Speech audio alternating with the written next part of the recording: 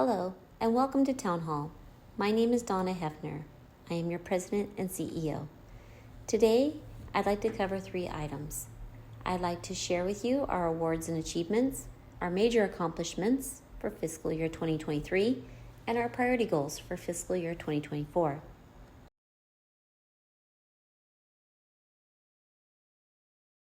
Achievements. We have been on the journey for many years in regards to caring for patients with stroke-like symptoms. Sierra View has earned from the American Heart Association the Gold Plus Award. Congratulations on all your hard work. Second, Sierra View has earned from the Fitch Rating Agency an A rating with a stable outlook. What does this mean? It means that we have a strong balance sheet and we have a bright future in regards to our financial performance. Although last year was a difficult fiscal year, our priority goal, as you will see, is putting us in a better position for fiscal year 2024. Last but not least, our wound healing department has received the 2022 Centers of Distinction Award. This award is given to wound care centers who have earned the highest quality outcomes related to healing patient wounds. Congratulations. Our second agenda item is accomplishments. Today I'd like to cover some of the major accomplishments we've had in fiscal year 2023. Looking back, we have been focused on 4 items. These 4 items have included staffing and productivity, supplies, leases and rentals, contracts, and revenue. In October, I presented to the board of directors who accepted the plan in regards to our target improvements. And as a result, we've been working each day and every month on several initiatives to help us reach those targets. I'm happy to tell you we've made great strides and we will continue these initiatives into the fiscal year 2024. I want to thank leadership specifically for all their hard work in learning and working with an external agency around bringing our staffing and productivity aligned with the median benchmarks. Great job to each and every department. Next, I'd like to share with you the work that's been going into supplies, leases, and rentals. A lot of work has been going on in regards to our supply chain and making sure we have the right supplies needed to care for our patients, in addition to looking for opportunities to save where we can save. On contracts, the contract committee has been taking it step by step in regards to looking at contracts and other opportunities to contract with other vendors where it makes sense. And revenue. Revenue is an opportunity to try to improve our revenue by renegotiating contracts and by looking for enhancing our supplemental funding at the state level. Much work has been done around advocacy as well at the state and the federal level. Sierra View has been having a voice at the state and telling our story in regards to the fiscal impacts that we've incurred this year. We have applied for the distressed hospital loan program that has been offered at the state level, and more will be forthcoming once we know if any of the requested amount has been approved for Sierra View. So what does 2024 look like? As we continue to focus on our quality and patient safety initiatives, this is very important to our overall goals. We want to focus on length of stay, continue to work on our supply chain optimization, the staffing and productivity, and contract management.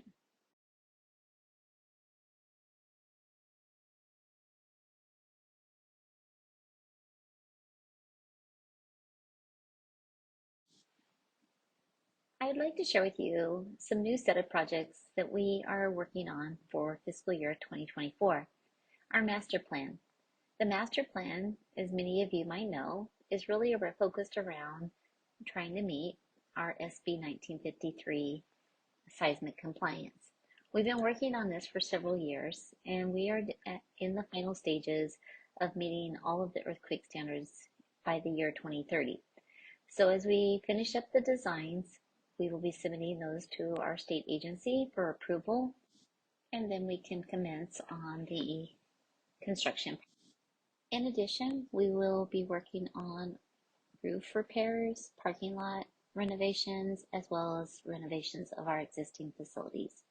Space planning is an activity that we go through often to look at our own properties and reevaluate the services in those locations. So the medical office building is currently under review for optimization, and we will bring more information back to you at future town halls regarding the upcoming changes related to moves related to our space planning. When we look at expansion of services, we are looking at optimization of our rural health clinic. And as many of you know, we are very proud of our primary care rural health clinic out in Terabella. And as we finish up the year of our first year, our goal is just to continue outreach and access to care, which goes along with our mission.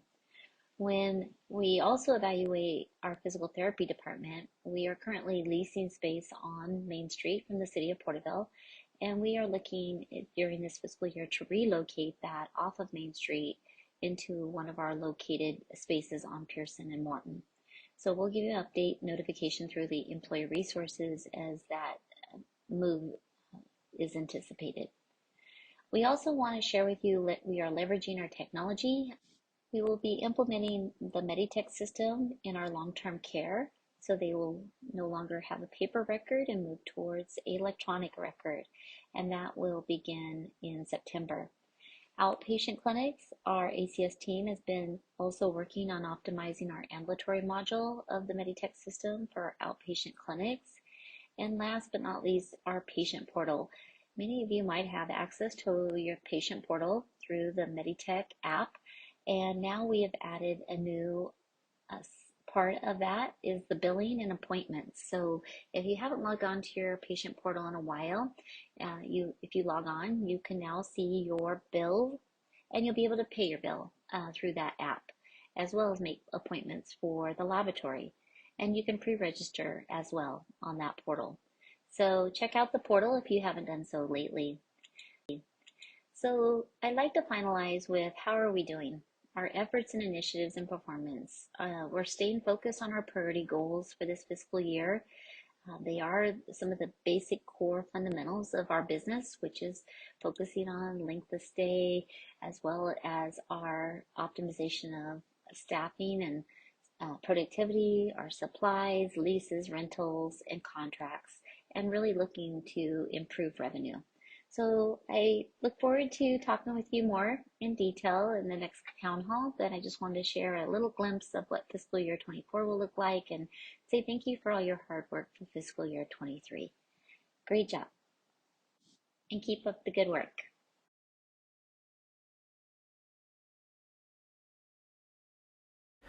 Hello, everybody. Let's look together at the financial report for the 12 months ended June 30th, 2023, as presented to the board on the 25th of July. First off, here are the 4 key patient-related statistics. Look at the middle section of this page where we have the year-to-date numbers. Year-to-date on all of these slides is for a full 12-month fiscal year. Acute days, also called patient days. COVID-related admissions cleared up faster than expected, and we ended up with 21,128. Average length of stay, along the same lines, long hospital stays became less frequent, and we ended up with an average stay of 3.93 days. Now, as this number comes down, it actually gets closer to its historical level. Long-term care days, subacute and skilled nursing days were very consistent, and we're right on with budget expectations. Outpatient visits, this essentially includes everything else, ER visits, lab visits, imaging, therapy, clinic visits, anything not a hospitalization. A few areas didn't grow as predicted this past year, and we fell short of budget expectations. Next, we look at revenues. Total operating revenue hit right on budget expectations at just under $154 million. Our goal then would be to spend less than $154 million. So then, how were our expenses? We knew going into the fiscal year that it would be another stretch of financial shortfalls, expecting a $10 million loss from operations. Unfortunately, we spent $6.8 million more than planned. You can see by reviewing the variance column that spending was over budget all up and down the line. Salaries, pro fees, purchased services, and all the rest. This drove the shortfall to $16.6 million for the year. Now, our board last year commissioned the senior leadership team to innovate spending reductions, to look for cost savings. And yes, that did happen. A number of significant ways to spend less were created and implemented over the past 12 months. Market forces and inflation, however, continue to pressure us all. Recently, a staffing consultant was engaged, and there's ongoing work to ensure that salaries and positions are in line with what our successful peer hospitals are doing.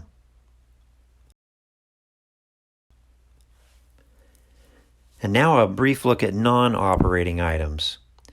These are the revenue and expenses not directly related to caring for patients. Things like interest and tax revenue, loan interest, changes in the value of our investments all fall here. These items helped out the bottom line a little bit, taking our final bottom line number to a negative $14.2 million, and that was $6 million more than expected.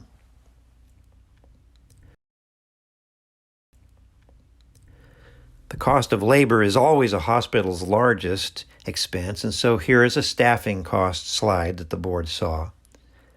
I want to point out something positive here. Look at the bottom half of the page. This compares the 2023 fiscal year to 2022 fiscal year. We converted a significant amount from contract labor to employee labor, cutting contract labor expense by half.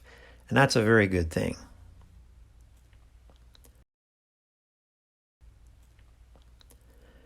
The key ratios are the vital signs that outside agencies use to assess our hospital's financial condition. Sierra View has striven to put money away for a rainy day for many years. That has been a lifesaver. We still have 334 days of cash on hand. Most other district hospitals cannot say that. Sierra View has also taken a position of minimizing borrowing for many years, and that is also proving a lifesaver. Not all of these vitals are healthy, but saving up and minimizing borrowing is an example of stellar financial stewardship. With that said, recently, the Fitch Ratings Service affirmed our hospital's A rating and declared our outlook stable. That is great news. Well, the numbers do tell a story. Okay, everybody. Thanks for listening.